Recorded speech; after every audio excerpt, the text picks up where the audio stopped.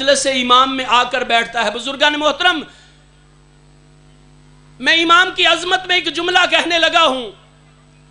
میں نے عرض کیا کہ پروردگار کا شکر کہ اس نے ہمیں جنت کے مالک رہبر عطا فرمائے ہیں. صحابہ کرام رضوان اللہ علیہ بڑی عظمتیں، بہت زیادہ مقام. بذات خود میں طالب علم ہونے کے ناطے سے بعض شخصیات کا معتقد ہوں کہ جنہوں نے اللہ کے نبی کے پیچھے نمازیں پڑھی، جنہوں نے اللہ کے نبی کی زیارت کی، جنہوں نے اللہ کے نبی سے دین لیا، جنہوں نے اللہ کے نبی کے سامنے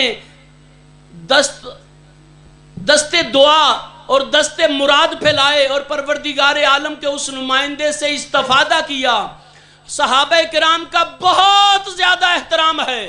بزرگان محترم لیکن توجہ فرمائیے گا، صحابہ کرام رضوان اللہ علیہ کی بہت زیادہ عظمتیں ہیں، لیکن یاد رکھیے گا صحابہ کرام رضوان اللہ علیہ نبی کے قدموں میں تو بیٹھ سکتے ہیں لیکن مہر نبوت پہ سوار نہیں ہو سکتے. صحابہ کرام رضوان اللہ علیہ اللہ کے نبی کا بچا ہوا تو پی سکتے ہیں لیکن زبان رسالت نہیں چوس سکتے. صحابہ کرام رضوان اللہ علیہ لوائے الحمد کے سائے میں تو بیٹھ سکتے ہیں لیکن صاحب لواء الحمد نہیں ہو سکتے. صحابہ کرام رضوان اللہ علیہ کوثر تو پی سکتے ہیں لیکن ساقی کوثر نہیں ہو سکتے. صحابہ کرام رضوان اللہ علیہ جنتی تو ہو سکتے ہیں لیکن جنت کے مالک نہیں ہو سکتے.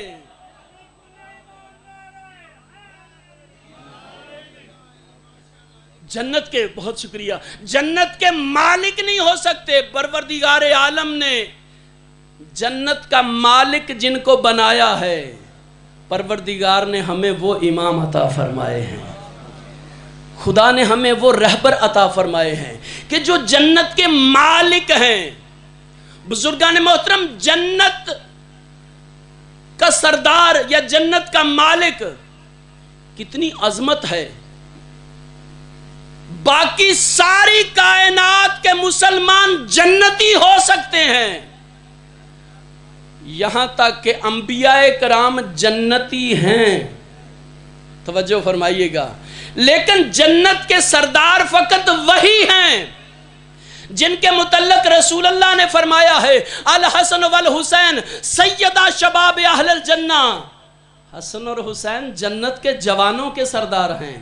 بزرگان محترم، یہاں پہ رک کے ایک جملہ کہوں گا. کائنات میں زندگی گزارنے والا، اس دنیا میں رہنے والا ہر بندہ شیعہ ہے.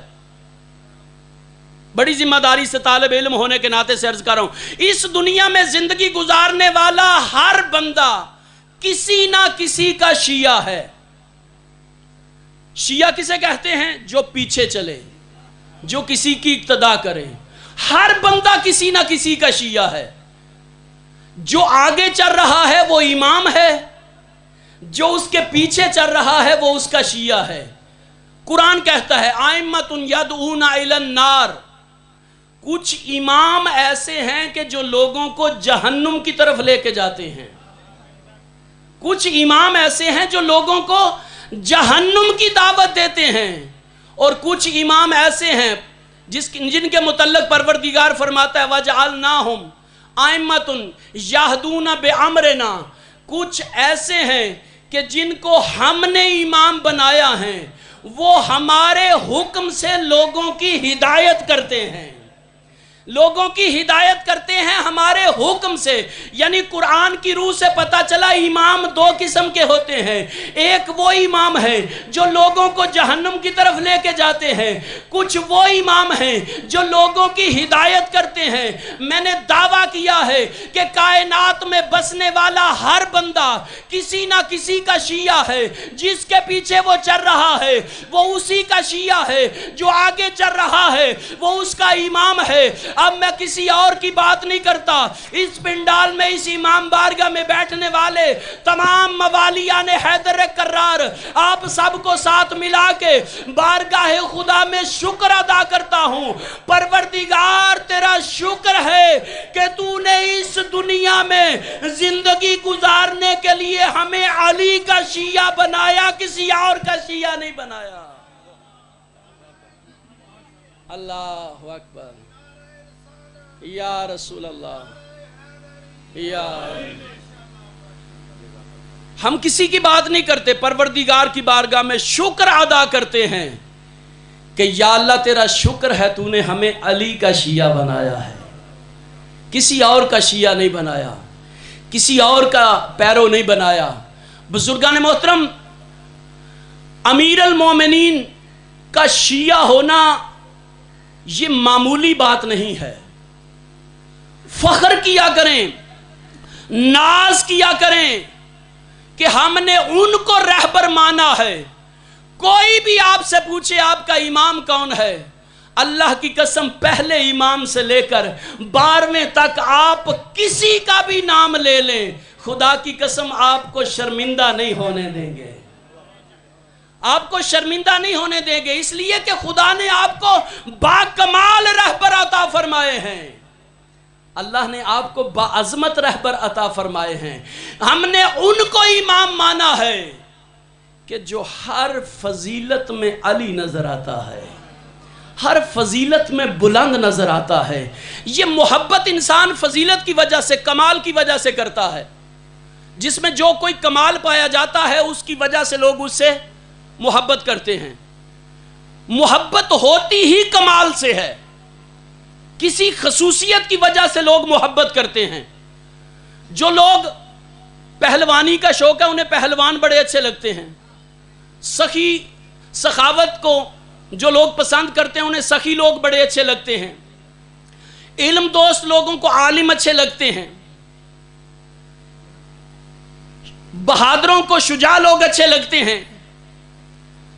یعنی ہر بندہ کسی نہ کسی خصوصیت کی وجہ سے کسی سے محبت کرتا ہے، اس لیے کہ محبت کمال کی وجہ سے ہوتی ہے۔ اللہ رب العزت نے کہا یہ میرے بندے کہاں کہاں بھٹکتے رہیں گے، کہاں کہاں پھرتے رہیں گے۔ اللہ نے تمام کمال اور فضائل، سارے کے سارے کمالات آل محمد میں رکھ دیے، اور سارے کمالات آل محمد میں رکھ کے لوگوں کے لیے ان کی محبت کو واجب قرار دے دیا۔ ہر کمال ان کے دروازے پہ نظر آئے گا، ہر کمال ان کی چوکھٹ پہ نظر آئے گا۔ وہ فضیلت فضیلت ہی نہیں ہے جو ان کے دروازے پہ نظر نہ آئے، جو ان کی چوکھٹ پہ نظر نہ آئے۔ اللہ رب العزت نے آپ کو وہ باکمال امام عطا فرمایا ہے کہ امام فرماتے ہیں اگر علم میں دیکھو علی جیسا کوئی عالم نظر نہیں آئے گا۔ فرمایا میرے لیے ایک منبر لگایا جائے، سارا عرب سامنے بیٹھے، تورات والے بھی بیٹھے، زبور والے بھی بیٹھے، انجیل والے بھی بیٹھے، قرآن والے بھی بیٹھے۔ قرآن والے مجھ سے قرآن سے پوچھیں، میں ان کو قرآن سے جواب دوں گا، زبور والوں کو زبور سے جواب دوں گا، انجیل والوں کو انجیل سے جواب دوں گا، تورات والوں کو تورات سے جواب دوں گا۔ اور وہ بندے نہیں بلکہ کتابیں بول کے کہیں گی جو علی کہہ رہا ہے سچ کہہ رہا ہے۔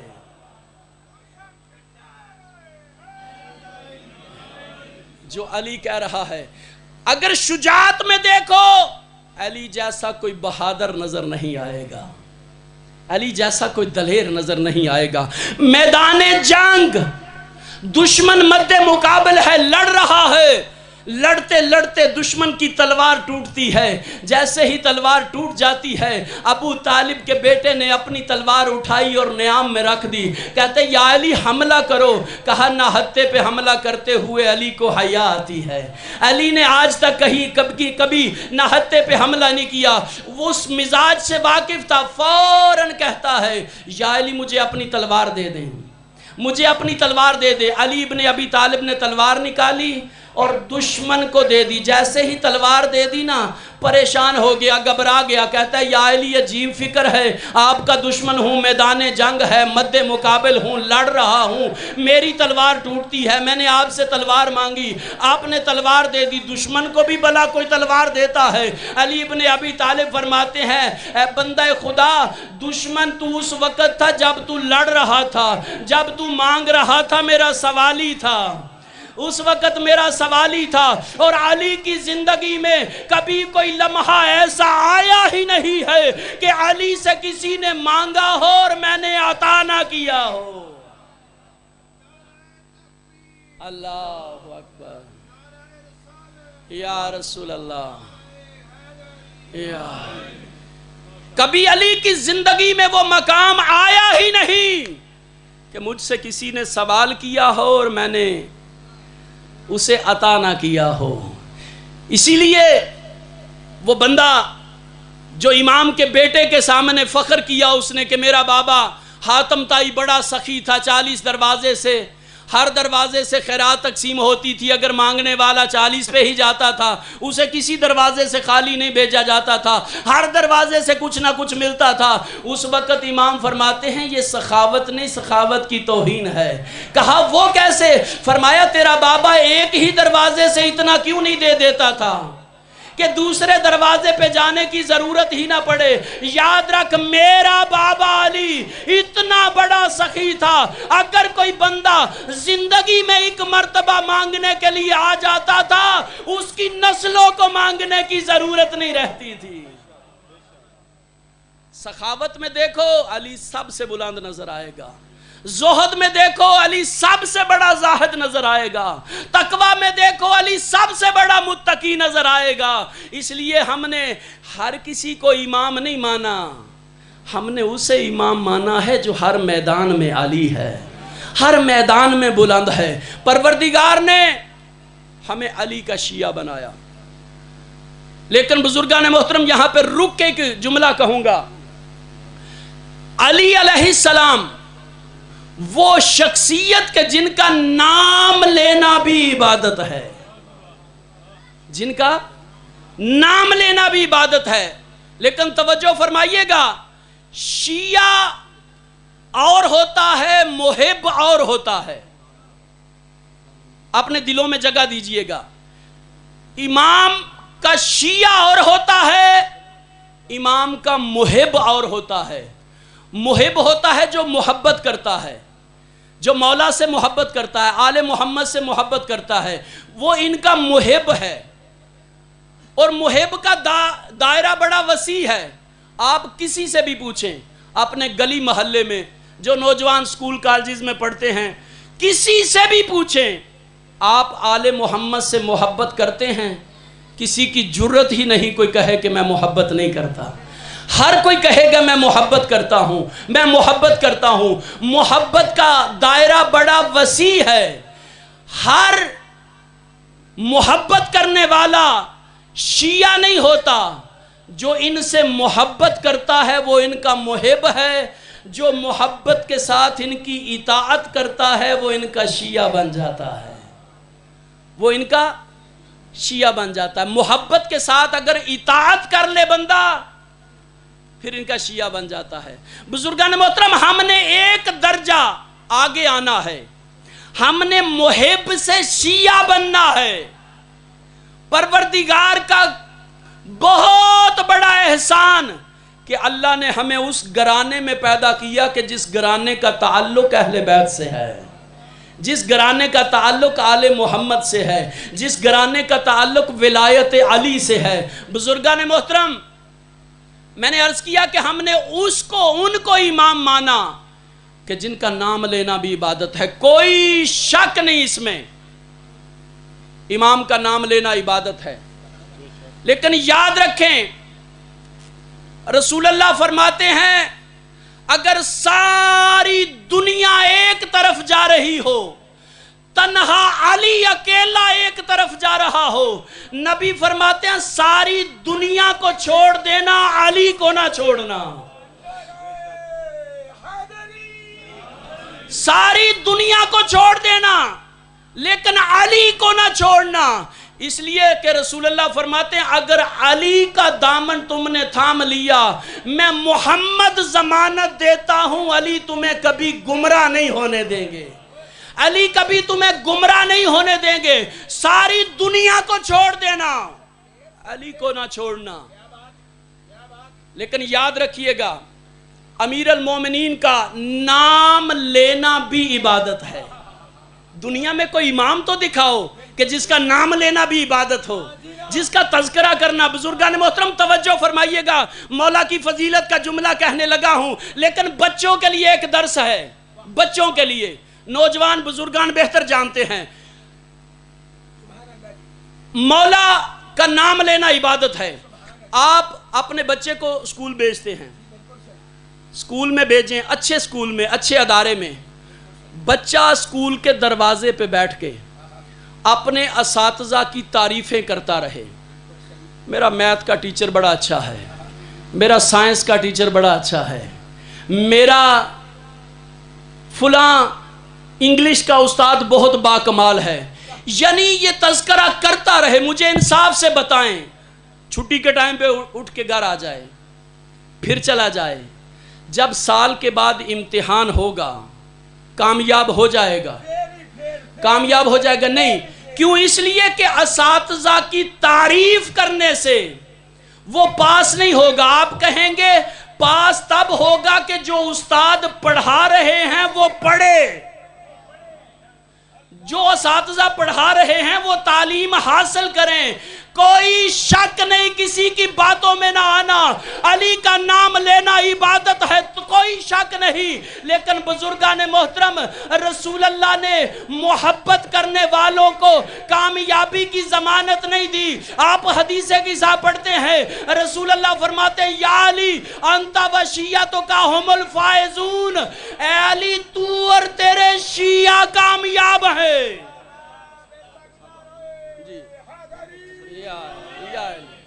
بسم اللہ بسم اللہ بسم اللہ.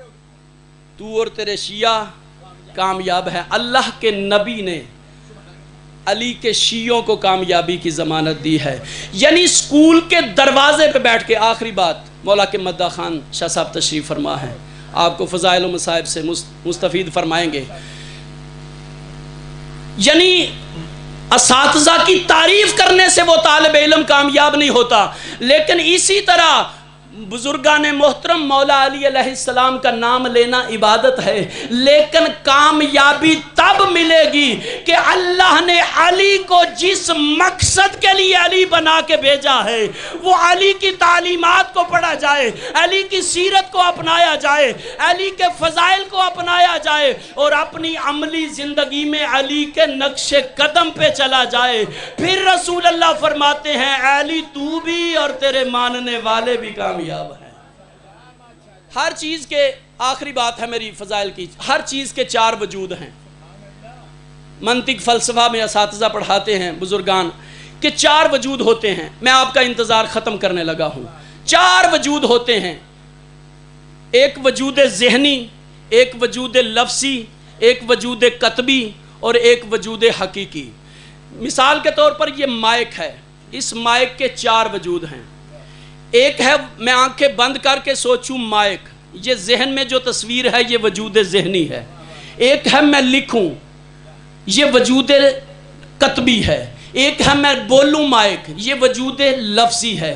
ایک ہے حقیقت میں یہ جو موجود ہے یہ وجود حقیقی ہے. یعنی پہلے تینوں وجود بیکار ہیں. اگر پانی ہے، مجھے پیاس لگی ہے، میں ذہن میں چشمے کا تصور کروں، پیاس نہیں بجھے گی. بولوں پانی، پیاس نہیں بجھے گی. لکھوں پانی، پانی پیاس نہیں بجھے گی. جب تک حقیقت میں پانی سامنے نہ آئے اور میں اسے نہ پیوں پیاس نہیں بجھے گی. پتہ چلا پہلے تینوں وجود بیکار ہیں جب تک وجود حقیقی نہ آئے. او موالیہ نے حیدر کرار، فخر کیا کرو، ناز کیا کرو. پہلے تینوں وجود بیکار ہیں، چوتھا وجود کارآمد ہے. ہم نے اس علی کو امام مانا ہے. اے میرے مولا کے چاہنے والوں کہ جس علی کے چاروں وجود کارآمد ہے. علی علی سوچو تو عبادت ہے، علی علی بولو تو عبادت ہے، علی علی لکھو تو عبادت ہے، علی کے چہرے کی زیارت کرو تو عبادت ہے. علی کے چہرے کی زیارت کرو تو عبادت ہے. اللہ نے جس کو با کمال اور بلند مرتبہ بنا کے بھیجا، اسی کے بیٹے کو 3 دن کا پیاسا ذبح کر دیا. ایک جملہ میں نے اپنے حصے کا. بزرگان محترم، مہمان بیٹھے ہیں، میں آپ کے گھر کا فرد ہوں، لیکن امام کے اس دفتر میں اپنا نام لکھوانے کے لیے ایک جملہ مصیبت کا کہوں گا کہ جس کی اولاد بیٹیاں چادر کو ترستی رہیں، بیٹے کفن کو ترستے رہے، عزادارو، اللہ کی طرف سے جو کمالات ملے وہ فضائل ہیں، اور امت نے جو اجر رسالت دیا ہے وہ مصائب ہیں۔ عزادارو، کتنی محبت تھی دین سے حسین کو کہ اپنا اکبر قربان کر دیا، اپنے بچے قربان کر دیے، اپنا سر دے دیا۔ دین سے کتنی محبت ہے عزادارو۔ میں ایک جملے میں بتاؤں کہ حسین کو اپنی بہن کی چادر سے کتنی محبت ہے، یہ چادر کتنی عزیز تھی سید الشہداء کو۔ میں اپنا نہیں امام کا جملہ پڑھتا ہوں۔ امام فرماتے میرا سلام اس جد امجد پر جو دوڑتے ہوئے گھوڑے سے کمر میں نیزہ کھا کے منہ کے بل زمین پہ آیا۔ عزادارو، جب امام زمین پہ آئے تیروں پہ معلق ہو گئے۔ علامہ علی نقی لکھنؤ والے لکھتے ہیں جب زہرا کا بیٹا زمین پہ آیا ہے نا، 3 گھنٹے حسین بے ہوش رہے ہیں۔ عزادارو، فوج اشکیا ڈر کے مارے کوئی قریب نہیں آ رہا۔ کوئی کہہ رہے ہیں حسین زندہ ہے، کوئی کہہ رہے ہیں حسین چلا گیا، کوئی کہتے ہیں حسین رخصت ہو گیا، کوئی کہتے ہیں حسین ابھی زندہ ہے، کوئی ڈر کے مارے قریب نہیں آ رہا۔ مقتل کے جملے ہیں عزادارو، ایک ملعون آگے بڑھا ہے، اس نے آگے بڑھ کے کیسا اجر رسالت دیا ہے عزادارو، ایک پتھر اٹھایا ہے، پتھر اٹھا کے زہرا کے بیٹے کی پیشانی پہ مارا ہے۔ عزادارو، پیشانی پھٹ گئی ہے، خون کا فوارہ نکلا ہے، زہرا کا بیٹا زمین پہ گر گیا ہے، سر سجدے میں چلا گیا ہے، لیکن حسین اٹھے نہیں ہے۔ سنان بن انس ملعون آگے بڑھا ہے، اس نے میرے مولا کے عزادارو کمر میں نیزہ مارا ہے، سینے میں نیزہ مارا، حسین نے کمر کی طرف سے نکالا ہے۔ عجب نہیں حسین نے کہا ہو بیٹا اکبر، مجھے نیزے مارنے والے بڑے ہیں، بیٹا نکالنے والا کوئی نہیں رہ گیا۔ عزادارو، لیکن حسین اٹھے نہیں ہے۔ عزادارو، کوئی تیر مار رہا ہے، کوئی تلوار مار رہا ہے، کوئی نیزہ مار رہا ہے، لیکن حسین نہیں اٹھے۔ جب حسین نہیں نہ اٹھے، شمر کہتا ہے میرے پاس اس کا ایک طریقہ ہے، اگر حسین زندہ ہوا تو ضرور اٹھے گا۔ بتانے لگا ہوں مولا کو اپنی بہن کی چادر کتنی عزیز تھی۔ کہتا ہے کیسا ہے، کون سا طریقہ ہے؟ ملعون کہتا ہے 400 گھوڑوں کا رخ کرو زینب کے خیمے کی طرف اور کہو لوٹ لو علی کی بیٹیوں کو، اگر زندہ ہوا تو ضرور اٹھے گا۔ عزادارو، گھوڑوں کا رخ کیا گیا، ملعون آگے بڑھا ہے، کہتا لوٹ لو زینب کے خیمے کو، اور جو تیر سے نہیں اٹھا تھا، اور جو نیزے سے نہیں اٹھا تھا، اور جو پتھر